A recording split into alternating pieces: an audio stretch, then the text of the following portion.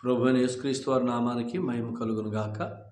ప్రభువైన యేసుక్రీస్తు వారి శ్రేష్టమైన నామన ప్రియులైన మీ అందరికీ ప్రేమతో వందనాలు తెలియజేసుకుంటూ ఉన్నాను. ప్రియులారా, హెబ్రీ పత్రికలో నుంచి మనం సంగతులను నేర్చుకుంటూ ఉన్నాం.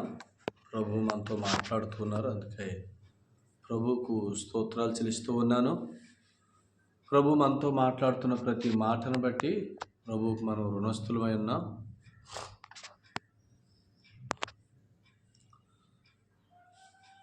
దేవుని పరిశుద్ధ గ్రంథంలో నుంచి హెబ్రీలకు రాసిన పత్రిక 6వ అధ్యాయాన్ని మనం చదువుకుంటున్నాం. 6వ అధ్యాయాన్ని చదువుకొని మనం సంగతులు విందాం. హెబ్రీలకు రాసిన పత్రిక 6వ అధ్యాయము 11, 12 వచనాలు కలిసి ఉన్నాయి. అవి చదువుకుందాం. మీరు మందులు కాక విశ్వాసము చేతను ఓర్పు చేతను వాగ్దానములను స్వతంత్రించుకుని వారిని పోలి నడుచుకున్నట్లుగా మీలో ప్రతివాడును మీ నిరీక్షణ సంపూర్ణమగు నిమిత్తము మీరు ఇది వరకు కనపరిచిన ఆసక్తిని తుదమట్టుకు కనపరచవాలని అపేక్షించుచున్నాము. ప్రార్థన చేద్దాం. పరిశుద్ధుడు తండ్రి, ప్రేమ కలిగిన దేవుని మీకు వందనాలు. ప్రేమించి మీరు ఇచ్చిన ఈ మంచి సమయానికి కృతజ్ఞతలు. మాతో మాట్లాడమని మీ కుమారుణ్ణి మా ప్రభువైన యేసుక్రీస్తు వారిని మాకు ప్రత్యక్షపరచుమని, మేము జీవించడానికి అవసరమైన సంగతులు మాకు నేర్పించమని యేసు ప్రభు వారి పేరు ప్రార్థన చేస్తూ వాక్యాన్ని ధ్యానం చేస్తున్నాం తండ్రి. ఆమేన్.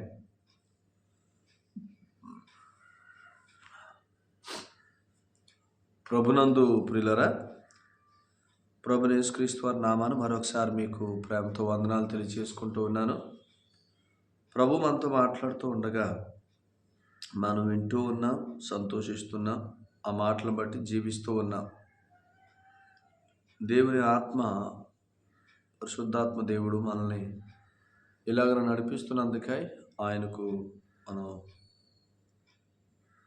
రుణస్థులం, ఆయనకు స్తోత్రాలు చెల్లిస్తూ ఉన్నాం. ఈ హెబ్రీలకు రాసిన పత్రిక 6వ అధ్యాయంలో మీరు మందులు కాక విశ్వాసము చేతను ఓర్పు చేతను వాగ్దానములను స్వతంత్రించుకుని వారిని పోలి నడుచుకున్నట్లుగా మీలో ప్రతివాడును మీ నిరీక్షణ సంపూర్ణమగు నిమిత్తము మీరు ఇది వరకు కనపరిచిన ఆసక్తిని తుదమట్టుకు కనపరచవాలని అపేక్షించుచున్నాను అని అన్నాడు. ఇక్కడ దేవుడు తన కుమారులను లేదా విశ్వసించిన వారిని మీరు మందులు కాక అనే సంగతిని తెలియజేస్తున్నాడు. మందులు అని అంటే సోమరులు అని అనుకోండి, శ్రద్ధ లేని వారు అని అనుకోండి, బాధ్యత లేని వారు అని అనుకోండి. ఎందుకు మందులు కావద్దు అని అన్నాడంటే, ఇదే 6వ అధ్యాయంలో పైన ఏం చెప్పాడంటే, భూమి తన మీద తరచుగా కురియ వర్షము త్రాగి ఎవరి కొరకు వ్యవసాయం చేయబడినో వారికి అనుకూలమైన పైర్లను ఫలించును, దేవుని ఆశీర్వచనము పొందును. ఇక్కడ భూమి అని అంటే మనమే. భూమి అని అంటే మనమే. తరచుగా కురిసే వర్షము అని అంటే మనం విన్నాం, అనుదిన వాక్యం. అనుదిన వాక్యం తరచుగా కురిసే వర్షం అంటే అనుదిన వాక్యం. ఎందుకు అనంటే ద్వితీయోపదేశకాండము 32వ అధ్యాయము 2వ వచనంలో మనం చదివాం. ద్వితీయోపదేశకాండము 32వ అధ్యాయము ఒకసారి చదువుదాం, చూడండి ఆ సంగతి.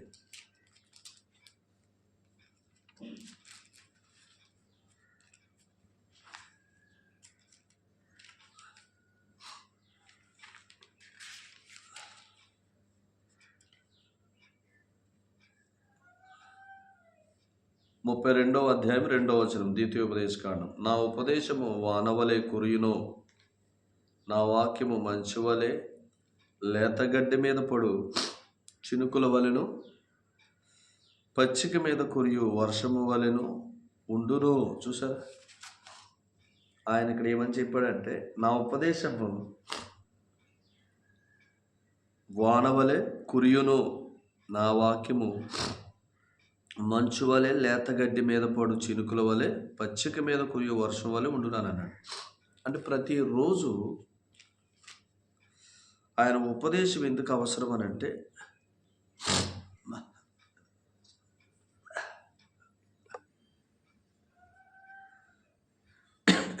ప్రభువైన యేసుక్రీస్తు వారి నామానికి మహిమ కలుగును గాక. ప్రభువైన యేసుక్రీస్తు వారి పేరట మీ అందరికీ ప్రేమతో వందనాలు తెలియజేసుకుంటూ ఉన్నాను. ప్రియులారా, ప్రతిరోజు ప్రభు మనకిస్తున్న సందేశాన్ని బట్టి ప్రభువును స్తుతిస్తూ ఉన్నాను. ఈరోజు కూడా దేవుని వాక్యాన్ని చదువుకొని మనం ఆలోచన చేద్దాం. హెబ్రీయులకు రాసిన పత్రిక 6వ అధ్యాయం 11, 12 వచనాలు మనం చదువుదాం.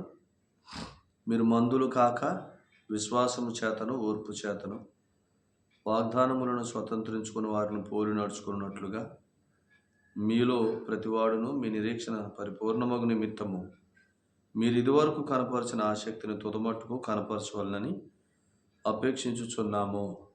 ప్రార్థన చేద్దాం. పరిశుద్ధుడైన తండ్రి, ప్రేమ కలిగిన దేవునికి స్తోత్రాలు. ప్రేమించి మీరు ఇచ్చిన ఈ సమయాన్ని బట్టి కృతజ్ఞతలు. మీ పిల్లలమైన మేము జీవించాలంటే మీ నోటి మాటను బట్టి జీవించాలి. మీరు మాతో మాట్లాడమని, జీవింపచేసే సంగతులు దయచేయమని, మా జీవమైన క్రీస్తును మాకు నేర్పించమని యేసు ప్రభు వారి పేట ప్రార్థన చేస్తున్నాం తండ్రి. ఆమేన్. ప్రభునందు ప్రియులారా, మరొకసారి ప్రభు పేట మీకు వందనాలు తెలియజేసుకుంటూ ఉన్నాను. పరిశుద్ధ గ్రంథంలో నుంచి హెబ్రీయులకు రాసిన పత్రిక 6వ అధ్యాయంలో 11, 12 వచనాలు మనం చదువుకున్నాం. మీరు మందులు కాక విశ్వాసం చేతను ఓర్పు చేతను వాగ్దానములను స్వతంత్రించుకుని వారిని పోలి నడుచుకున్నట్లుగా మీలో ప్రతివాడును మీ నిరీక్షణ పరిపూర్ణమగు నిమిత్తము మీరు ఇదివరకు కనపరిచిన ఆసక్తిని తుదమట్టుకు కనపరచవలనని అపేక్ష అని అన్నాడు. దేవుని అపేక్ష లేదా దేవుని కోరిక ఏంటి అని అంటే, మనం విశ్వాస విషయంలో మందులుగా ఉండకూడదు. విశ్వాస విషయంలో మనం మందులుగా ఉంటే మనం ఓపికగా లేదా ఓర్పు చేత వాగ్దానాలు స్వతంత్రించుకునే వారంగా మనం ఉండం. ఎందుకనంటే విశ్వాస మూలంగా జీవించుట అనేది మన జీవితం. ఇప్పుడు హెబ్రీ పత్రిక 3వ అధ్యాయం నుంచి 10వ అధ్యాయం వరకు ఉన్న సారాంశం అదే. హెబ్రీ పత్రిక 10వ అధ్యాయం 38వ వచనంలో నా ఎదుట నీతిమంతుడైన వాడు విశ్వాస మూలంగా జీవించును అని అన్నాడు. అతడు వెనుక తీస్తే అతని యందు నా ఆత్మకు సంతోషం లేదు. అంటే ఆత్మ గలవాడు అనగా యేసుప్రభునందు విశ్వాసం ఉంచిన వాడు దేవుని కుమారుడు. అతనిలో దేవుని ఆత్మ నివసిస్తున్నాడు. అతడే నీతిమంతుడు దేవుని ఎదుట. సో ఈ వ్యక్తి విశ్వాస మూలంగా జీవిస్తే వాగ్దానాలు స్వతంత్రించుకుంటాడు. విశ్వాస మూలంగా ఎందుకు జీవించాలి? దానివల్ల సేవకునికి ప్రయోజనం కాదు, దానివల్ల దేవునికి మనం ఏదో చేసేస్తున్నట్టు కాదు. ఆలోచన చేయండి. చాలామంది దేవుని వాక్యాన్ని క్రమంగా వినండి, దేవుని సన్నిధికి క్రమంగా రండి. దేవుడు మీరు జీవించడానికి వాగ్దానాలు ఇస్తాడు, పట్టుకోండి. వాగ్దాన రూపకమైన సందేశాలు ఇస్తాడు, మీరు వాటిని శ్రద్ధగా గ్రహించండి. ఆ వాగ్దానాలు పట్టుకోండి, ఆయన అడగండి అని చెప్తుంటే చాలామంది ఏమనుకుంటున్నారంటే, సేవకులు మా ద్వారా మేలు పొందటానికి లేదా దేనికో మమ్మల్ని ఇలాగా ప్రతి విషయంలో పిలుస్తున్నారని అనుకుంటున్నారు తప్ప, చాలామందికి నీతిమంతులు విశ్వాస మూలంగా జీవించును అనే ఆ మాటలో ఉన్న భావం సారాంశం అర్థం కాల. విశ్వాస మూలంగా జీవిస్తే అతడు ఓర్పు చేత వాగ్దానాలు స్వతంత్రించుకుంటాడని చెప్పాడు. అంటే దేవుడు విశ్వాస మూలంగా జీవించమన్నది ఎందుకు? నీతిమంతుణ్ణి వాగ్దానాలని స్వతంత్రించుకోవాలని. ఎందుకనంటే మనం ఒక మాట చదువుదాం చూడండి. కొరింథీయులకు రాసిన రెండో పత్రిక మొదటి అధ్యాయం 20 వచనం చూద్దాం చూడండి. కొరింథీయులకు రాసిన రెండో పత్రిక మొదటి అధ్యాయం 20 వచనం. దేవుని వాగ్దానములు ఎన్ని అయినను అనియు క్రీస్తునందు అవునన్నట్టుగానే ఉన్నవి. అవి ఉన్నవి గనుక మన ద్వారా దేవునికి మహిమ కలుగుటకై అవి ఆయన వలన నిశ్చయములై ఉన్నవి. చూసారా, దేవునికి మహిమ ఎప్పుడు ఇక్కడ రాశాడు. దేవుని వాగ్దానాలు ఎన్నున్నాయి, అవన్నీ యేసు ప్రభువులో అవునన్నట్టుగా అయ్యాయంటే దేవుని వాగ్దానాలన్నీ యేసు ప్రభు వారు సిలువలో మన కొరకు అప్పగించుకున్నప్పుడే వాటిని మన కొరకు నెరవేర్చేశాడు. అందుకని అవి మన కొరకు అవునన్నట్టుగా ఉన్నాయి. అవి మన కోసం నిశ్చయముగా ఉన్నాయి. అందుకని ఇప్పుడు ఏమన్నాడు 20వ వచనంలో, వాటిని మనం అనుభవిస్తే, ఆ వాగ్దానాలను మనం అనుభవిస్తున్నప్పుడు, ఆ వాగ్దానాల సారాన్ని మనం అనుభవిస్తున్నప్పుడు దేవునికి మహిమ. దేవునికి ఎప్పుడు మహిమ? నువ్వు నమ్ముకున్నప్పుడు కాదు. నువ్వు నమ్ముకున్నప్పుడు ఆయన కుమారుడు అయ్యా. జీవిస్తున్న దినాలన్నిటిలో నీ కొరకు ఆయన నిశ్చయముగా చేసిన వాగ్దానాలు, అవునన్నట్టుగా చేసిన వాగ్దానాలు, ఆయన నీ క్షేమం కొరకు నెరవేర్చిన వాగ్దానాల సారమంతా నువ్వు అనుభవిస్తే దేవునికి మహిమ. ఇప్పుడు ఆ వాగ్దానాల సారాన్ని అనుభవించడానికి ఆయన ఏమన్నాడు? నా ఎదుటి నీతిమంతుడైన వాడు విశ్వాస మూలంగా జీవిస్తాడని అన్నాడు. విశ్వాస మూలంగా జీవించటం ద్వారా మనం ఏమవుతాం? ఒక మాట చదువుదాం చూడండి. ఇదే కొరింథీయులకు రాసిన రెండో పత్రిక 6వ అధ్యాయం 7వ అధ్యాయం చదవండి. మొదట వచనం. ప్రియులారా, మనకు ఈ వాగ్దానములు ఉన్నవి గనుక దేవుని భయముతో పరిశుద్ధతను సంపూర్తి చేసుకొనుచు శరీరమునకును ఆత్మకును కలిగిన సమస్త కల్మషము నుండి మనల్ని పవిత్రులుగా చేసుకొందాము అని అన్నాడు. 7వ అధ్యాయం ఇక్కడే ఈ వాగ్దానాలు ఉన్నాయి. ఇన్ని వాగ్దానాలు మనకు ఉన్నాయి. చాలా వాగ్దానాలు ఉన్నాయి. మీరు చదువుకుంటే దేవుడు మనకి ఎన్నో వాగ్దానాలు, ఆరోగ్య విషయమైన వాగ్దానాలు, ఆర్థిక విషయమైన వాగ్దానాలు, బిడ్డల విషయమైన వాగ్దానాలు, తెగులు గురించిన వాగ్దానాలు, అపాయాల గురించిన వాగ్దానాలు, వీటన్నిటిని మనకు చేశాడు. వీటన్నిటినీ మనం అనుభవించడం కోసం, ఆరోగ్యం అనుభవించడం కొరకు, క్షేమం అనుభవించడం కొరకు, అభివృద్ధిని అనుభవించడం కొరకు, ఆర్థిక విషయాల్లో ఆశీర్వాదం అనుభవించడం కొరకు సమస్తం సమాప్తం అని చెప్పాడు సిలువలో. అన్నిటినీ నెరవేర్చాడు. ఇప్పుడు మనం ఆయనకి మహిమకరంగా జీవించాలి. మహిమకరంగా జీవించడం అంటే ఏంటి? విశ్వాస మూలంగా జీవిస్తూ వాగ్దానాలని మనం స్వతంత్రించుకుంటున్నప్పుడు ఒకదాని వెనక ఒకటి, ఒకదాని వెనక ఒకటి, ఆయనకు సంతోషం. ఎందుకు? నేను పడిన ప్రయాస వ్యర్థం కాలేదు. ఏ వాగ్దానాలు వీళ్ళు అనుభవించాలని నేను వీరి కొరకు ప్రాణం పెట్టి వీరిని నా రక్తం చేత కడిగి నా పిల్లలుగా చేసుకొని వీరి కొరకు వాగ్దానాలు నెరవేర్చాను. వీరిప్పుడు నీతిమంతులుగా విశ్వాస మూలంగా జీవిస్తూ ఆ వాగ్దానాలు స్వతంత్రించుకుంటున్నారు అని దేవుడు ఏం చేస్తాడు? సంతోషిస్తాడు. దేవునికి మహిమ కలుగుతుంది. సో అందుకని ఆయన మహిమ కొరకు మనల్ని రక్షించాడు. మనం ఆయన వాగ్దానాలన్నిటి సారాన్ని అనుభవిస్తూ జీవిస్తున్న దినాల్లో ఆయన మనం మహిమపరుస్తున్నాం. అందుకని మీరు మందులు కాక అని అన్నాడు. మందులు కాక అన్నాడు. మీరు చదవండి. సామెతల గ్రంథంలో మీరు ఎక్కువగా గమనించే మాట సోమరి సోమరి సోమరి సోమరి సోమరి అనే మాట కాదు. సోమరితనం అంటే మందులుగా ఉంటే అక్కడ 2 మాటలు రాశాడు 12వ అధ్యాయంలో 13వ వచనంలో సామెతల గ్రంథంలో. సోమరి కొండలో చేయి ముంచుతాడు కానీ నోటి దగ్గరికి తేడని చెప్పాడు. అంటే కొండ ఉంది కానీ సోమరి పరిస్థితి ఎలా ఉందంటే ఆ కొండలో కూడా తీసుకుని నోట్లో పెట్టుకోలేనంత భయంకరమైన పరిస్థితుల్లో ఉన్నాడు. చదువుతాం చూడండి.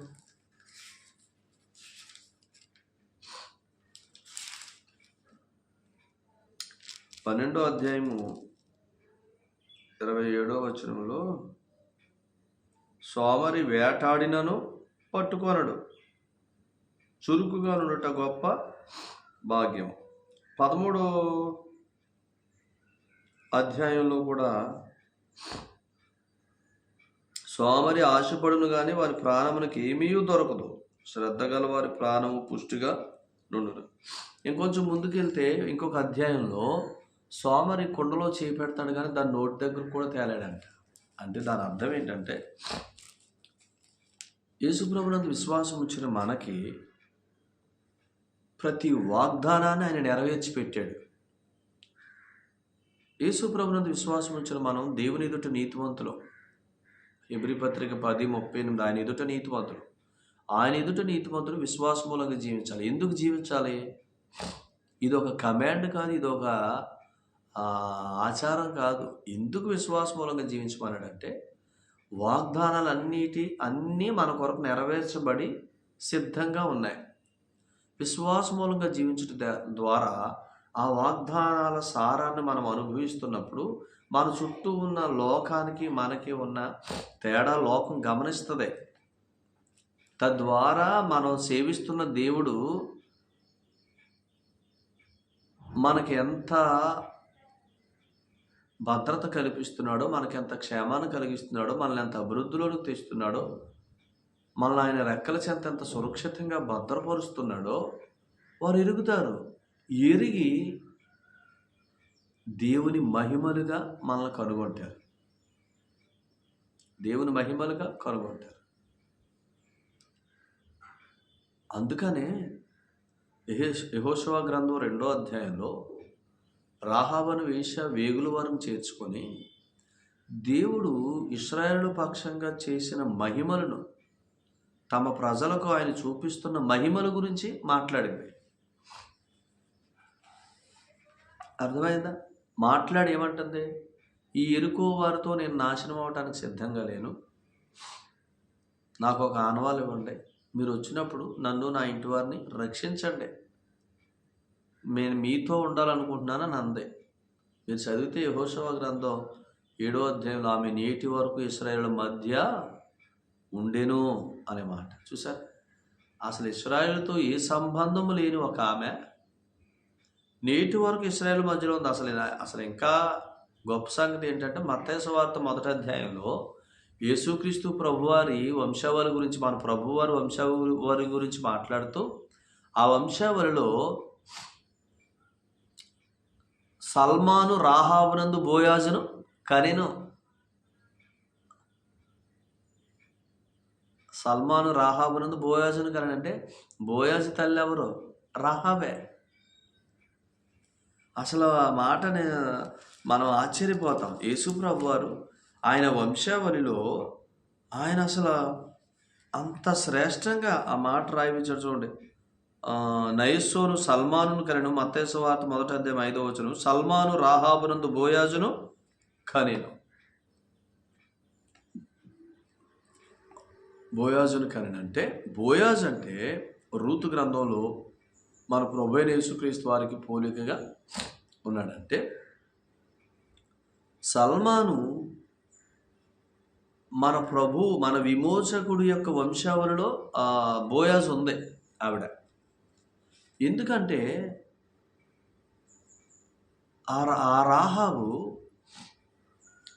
మన విమోచకుడు, మన ప్రభువైన యేసుక్రీస్తు వారి యొక్క ఆ వంశావళిలో రాహాబు అనే స్త్రీ ఉండడానికి కారణం, ఆమె రక్షించబడింది అంటే ఎలా రక్షించబడింది? తన ప్రజలకు ఆయన చూపిస్తున్న మహిమలను ఆవిడ చూసి ఆ మహిమల ద్వారా ఆకర్షించబడింది. ఇప్పుడు మనల్ని ఎందుకు విశ్వాసమూలంగా జీవించమంటున్నాడో తెలుసా? ఎందుకు మీరు మందులుగా ఉండొద్దు, మెలకువగా ఉండండి అంటున్నాడో తెలుసా? మందులుగా ఉండొద్దు అన్న తర్వాత హెబ్రీ పత్రికలో నెక్స్ట్ వచనం ఏంటి? చదవండి. నెక్స్ట్ మాట ఏంటి? హెబ్రీ పత్రిక 6లో మీరు మందులుగా ఉండొద్దన్న వెంటనే రాయబడ్డ వచనం ఏంటి?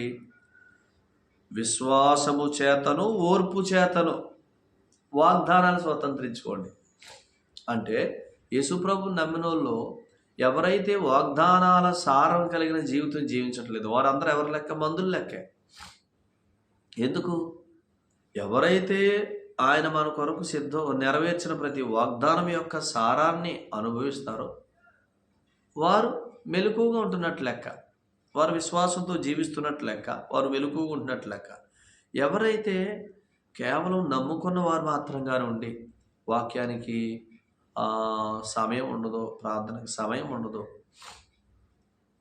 అసలు మనం యేసుప్రభుని నమ్ముకున్న మనకి యేసుప్రభు ఏమై ఉన్నాడు, మనము దేవునికి యేసుప్రభు నందు ఏమై ఉన్నాం, అసలు ఈ సంగతులే తెలియదు.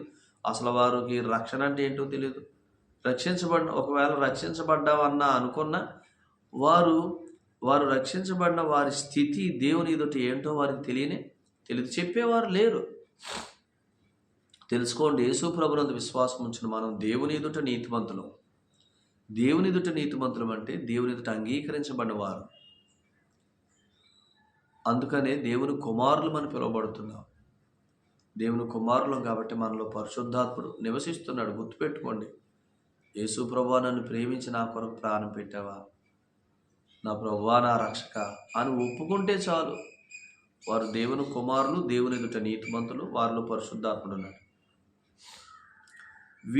వీళ్ళందరూ కూడా కుమారులు మందులుగా ఉండకూడదు. కుమారులు ఆశీర్వాదం అనుభవించాలి, వారసత్వం అనుభవించాలి. వారసత్వం అంటే ఏంటి? వాగ్దానాలన్నింటినీ నెరవేర్చింది మన కొరకే, కుమారుల కొరకే. ఆ సారం అనుభవించాలి. కుమారులమని చెప్పుకొని ఒక్క వాగ్దానం కూడా మనం అనుభవించకపోతే మనం ఎలా కనబడుతున్నాం? మందులుగా కనబడుతున్నాం. మనం మందులుగా కనబడితే మనం చూసినప్పుడు ఏం కనబడుతుంది? ఎక్కడ వేసిన గొంగలు అక్కడే అన్నట్టు మన జీవితాలు కనబడతాయి. అప్పుడు ఎవరికి కూడా మనం మహిమగా కనబడలేము. దేవుని మహిమగా మనం ఎవరికి కనబడలేం.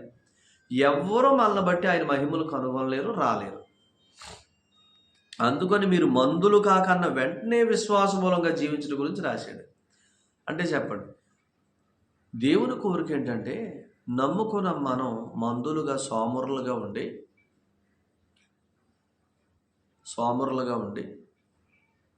మనం నష్టపోతూ దేవునికి మహిమ లేకుండా, ఆయన మహిమలు లోకానికి కనబడకుండా చేస్తున్నవారు అన్నమాట. అందుకనే చెప్పాడు, మీరు మందులు కాక విశ్వాసము చేతను ఓర్పు చేతను వాగ్దానములను స్వతంత్రించుకుని వారిని పోలి అని చెప్పి వెంటనే ఎవరిని రాశాడు? కింద 13వ వచనంలో పోలికి చెప్పాడు. వాగ్దానాలు స్వతంత్రించుకున్న వారిని పోలి నడవండి అన్నాడుగా. అందుకు నువ్వు పోలికి చెప్పాడు. ఏంటి ఆ పోలిక? దేవుడు అబ్రహామునకు వాగ్దానం చేసినప్పుడు తనకంటే గొప్పవాని తోడని ప్రమాణం చేయలేకపోయాను గనుక తన తోడని ప్రమాణం చేసి నిత్యముగా నేను నిన్ను ఆశీర్వదింతును, నిత్యముగా నిన్ను విస్తరింపజేతునని చెప్పాను. ఆ మాట నమ్మి అతడు ఓర్పుతో సహించి ఆ వాగ్దాన ఫలం పొందాడు. చూసారా? దేవుడు అబ్రహాంకు వాగ్దానం చేస్తే అబ్రహాం ఏం చేశాడు? ఆ మాట నమ్మి ఓర్పుతో సహించాడు. అంటే ఓర్పు అంటే దేని ఫలం? విశ్వాస ఫలమే. ఆ మాటను నమ్మాడు. నమ్మటమే విశ్వాసం. విశ్వాసం ఏం పుట్టించింది? ఓర్పును పుట్టించింది. ఆ ఓర్పుతో అతను కొనసాగాడు. నా ప్రభు నాకు ఇస్తాడు, ఆయన వాగ్దానం చేశాడు, దాన్ని ఒకరోజు నా కళ్ళతో నేను చూస్తాను, ఆయన వాగ్దానం చేసిన వాడు నమ్మదగినవాడు. రోమపత్రిక 4:20-21 ఆయన వాగ్దానం చేశాడు, నమ్మదగినవాడు. ఆయన ఆ వాగ్దానాన్ని పట్టుకు నువ్వు నాకు వాగ్దానం చేశావు, నువ్వు నాకు ఇస్తావు అని ముందుకు సాగాడు. ఒకరోజు ఇస్సాకుని ఇచ్చాడు, ఆస్తిని ఇచ్చాడు, ఐశ్వర్యాన్ని ఇచ్చాడు, ఇస్సాకుని ఇచ్చాడు, సంతోషం ఇచ్చాడు. చూసారా? అందుకనే ఎందుకు మందులు కావద్దు అంటున్నాడంటే వాగ్దానాల్ని నమ్మి సాగిపోతుండగా వాగ్దానాల ఫలం ఏమన్నాడు ఇక్కడ రాశాడుగా, ఆ వాగ్దాన ఫలం పొందెను అతడు నమ్మి, అంటే విశ్వసించి, ఓర్చుకుని. అంటే ఎప్పుడైతే విశ్వాస మూలంగా జీవిస్తామో ఓపికతో ఆయన వైపు చూస్తాం, ఒకరోజు ఆ ఫలాన్ని పొందుతాం. విశ్వాసంతో జీవించకపోతే ఆయన వైపు చూస్తూ సాగిపోలే. హెబ్రీ పత్రిక 12వ అధ్యాయంలో విశ్వాసమునకు కర్తయు దాన్ని కొనసాగించేవాడంటే దాని అర్థం ఏంటి? విశ్వాసానికి కర్త అంటే మనకు వాగ్దానం చేసిన వాడని, దాన్ని కొనసాగించేవాడంటే దాన్ని మన కళ్ళ ముందుకు తీసుకొచ్చేవాడని. అర్థమైందా? నీకు గర్భఫలం ఇస్తాను, అది వాగ్దానం. అర్థమైందా? నీకు గర్భఫలం ఇస్తాను అనేది వాగ్దానం. ఈ వాగ్దానాన్ని పట్టుకుని ప్రభువా నువ్వు వాగ్దానాలన్నీ నా కొరకు నెరవేర్చావు, నేను అలా గొడ్రాలుగా ఉంటాను కాదు నువ్వు రక్షించింది. ఎప్పుడైతే నీ రక్తంలో కడగబడ్డానో లోపలంతా రిపేర్ అయిపోయింది. నేను నిన్ను నమ్ముకున్నప్పుడే రిపేర్ అంతా జరిగిపోయింది. ఇప్పుడు ఆ మాటను నేను నమ్మితే ఆ రిపేర్లో నుంచి మొత్తం సమస్తం ఇక్కడ చక్కబడి ఇప్పుడు నేను కార్యం చూస్తాను. నేను నీ యందు విశ్వాసం ఉంచినప్పుడే నా కొరకు సమస్తం సమాప్తం అన్నాను.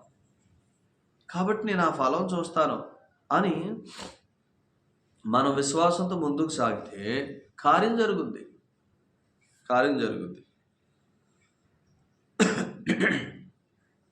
అందుకనే ప్రియులరా, సమస్త విషయాల్లో మీరు విశ్వాసంతో సాగండి.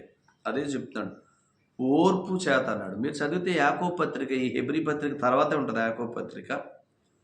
అందులో మొదటి అధ్యాయంలోనే రాశాడు ఏమని, 4వ వచనం నుంచి, మీ విశ్వాసమునకు కలుగు ఫలము అంటే నీతిమంతుడు విశ్వాస మూలంగా జీవించడం ద్వారా కలిగే ఫలం ఏంటి అని అంటే ఓపికతో మీరు కనిపెడతారు. ప్రభు యొక్క కార్యం కొరకు కనిపెడతారు. మీ విశ్వాసమునకు కలుగు ఫలము ఓర్పు పుట్టిస్తుందని ఎరిగి అని చెప్పి అప్పుడు వెంటనే ఈ మధ్యలో చాలామంది వచ్చి ఎలాగని ప్రార్థన కాదు, అది కాదు, ఇది కాదు, అలా చేయి, అలా చేయి, అవి చేయి, ఇది చేయి అన్న మనం ఓపికతో ఉంటాం. మన విశ్వాసం నుంచి సడలపోం, బయటకు వచ్చాయి. ఎందుకు? మనం ఈ విశ్వాస వాక్యాన్ని పొందుకుంటూ ఉన్నప్పుడు కూడా మధ్యలో మనల్ని దుష్టుడు విశ్వాసం నుంచి తొలగించడానికి రకరకాలుగా అనేక మందిని మన చుట్టూ పోగేస్తూ ఉంటాడు. ఈ టైంలో మనం చెదిరిపోకుండా ఉండటానికి విశ్వాసం ద్వారా మనకి ఏం కలుగుతుంది? ఓపిక కలుగుతుంది. ఇప్పుడు ఏమన్నాడు? ఓర్పు తన క్రియను కొనసాగింపనీడంటే విశ్వాసం ద్వారా మనం ఓర్చుకుంటున్నాం చూసారా, అది దేని కొరకు? ఆ ఓర్పే క్రియను జరిగించేది. మనం దేన్నైతే నిరీక్షిస్తున్నామో దాన్ని మన కళ్ళ ముందుకి తీసుకొచ్చేది ఓర్పే. అందుకని ఇక్కడ ఏమన్నాడు? మీ నిరీక్షణ సంపూర్ణమగు వరకు విశ్వాసంలో మనం జీవిస్తున్నప్పుడు దేవుని వాగ్దానం మన దగ్గరకు వచ్చింది. మనం విశ్వాసంతో జీవిస్తే, విశ్వాసంతో జీవించడం అంటే ఏంటంటే మందులుగా ఉండకుండా ఆయన సందేశాన్ని వింటూ, ఆయన మాటను వింటూ మనం జీవిస్తున్నప్పుడు ఆయన వాగ్దానాలు ఇస్తాడు. వాగ్దానాలు ఇస్తాడు. విశ్వాసంతో జీవించడం అంటే ఆయన సందేశాన్ని బట్టి జీవించడం. సోమరికి ఏముండదు, ఆయన దగ్గరకు వచ్చి సందేశం తీసుకోవటానికి బాడీ సహకరించదు, మనసు సహకరించదు. కానీ మరి వీళ్ళందరికీ ఏముంటుంది చెప్పండి? అందరూ వాగ్దానాలు సంపాదించుకోవాలనుకుంటారు. అందరికీ ఆశీర్వాదం కావాలి, అందరికీ వాగ్దానాల నెరవేర్పు కావాలి. కానీ వీళ్ళు ఏం చేయరు చెప్పండి? మెలకువగా ఉండరు, విశ్వాసంతో జీవించరు, మందులుగా ఉంటారు. అందుకని సోమరి కొండలో చెయ్యి ముంచును కానీ దాన్ని తిరిగి నోటి దగ్గరికి తేడా. అంటే దాని అర్థం ఏంటి? యేసుక్రీస్తు ప్రభువారు ప్రతి మనిషి కొరకు ప్రాణం పెట్టినప్పుడే ప్రతి మనిషి తన కుమారుడికి లోకంలో శ్రేష్టమైన జీవితం జీవించడం కొరకు ప్రతి వాగ్దానాన్ని నెరవేర్చి పెట్టాడు. సోమరుగా ఉన్నవాడికి ఏం తెలీదు, ఆడు సందేశం వింటలేదు, విశ్వాస మూలంగా జీవించట్లేదు. అదే సోమరతనం. ఆయన నోటి మాటను బట్టి జీవించకపోవటమే, ఆయన సందేశం పుచ్చుకోకపోవటమే ప్రతిరోజు అదే సోమరతనం. ఈ సోమరికి ఏమీ రావట్లా, వాగ్దానాలు కూర్చున్నా సందేశం రావట్లేదు కాబట్టి వాగ్దానాల సారం లేదు. ఇప్పుడు శ్రద్ధగా ఆయన పాదాల చెంత కనిపెట్టేవాడికి ఏమొస్తుంది? వాగ్దాన రూపకమైన సందేశం వస్తుంది. ఆ వాగ్దానాల్లో అతడు ఏ విషయాల్లో అయితే దేవుని కుమారులం కాబట్టి ఏ విషయాల్లో మనం సమస్యలు ఎదుర్కొంటున్నామో, ఎక్కడ మనం ఆటంకపరచబడుతున్నామో, ఎక్కడ ఇబ్బందులు, ఎక్కడ ఇరుకో సమస్తం ఆయన ఎరుగుదుడు కాబట్టి మనకు తగినట్టుగా సందేశం ఇస్తాడు. ప్రతి విషయంలో ఉపదేశం ఇస్తాడని కొరింథీయులకు రాసిన మొదటి పత్రిక 1వ అధ్యాయం 6వ వచనంలో సమస్త విషయాల్లో ఉపదేశము మనకిస్తాడు. అంటే వాగ్దాన రూపకమైన ఉపదేశం. అప్పుడు ఏమవుతాం? ఈ విషయంలో నేను ఏ విషయంలో నలుగుతున్నానో, ఏ విషయంలో ఇదవుతున్నానో ఆ విషయంలో దేవుడు నాకు ఇక నేను చింతించక్కర లేకుండా, నేను సతమతం అవ్వక్కర లేకుండా నాకు ఒక వాగ్దానం ఇచ్చాడు అని. వాగ్దానం ఇచ్చాడంటే ఎవరైనా రోమా 4:21 ప్రకారం నమ్మదగిన వాడు. సో నాకు వాగ్దానం చేసిన వాడు నమ్మదగిన వాడు మాత్రమే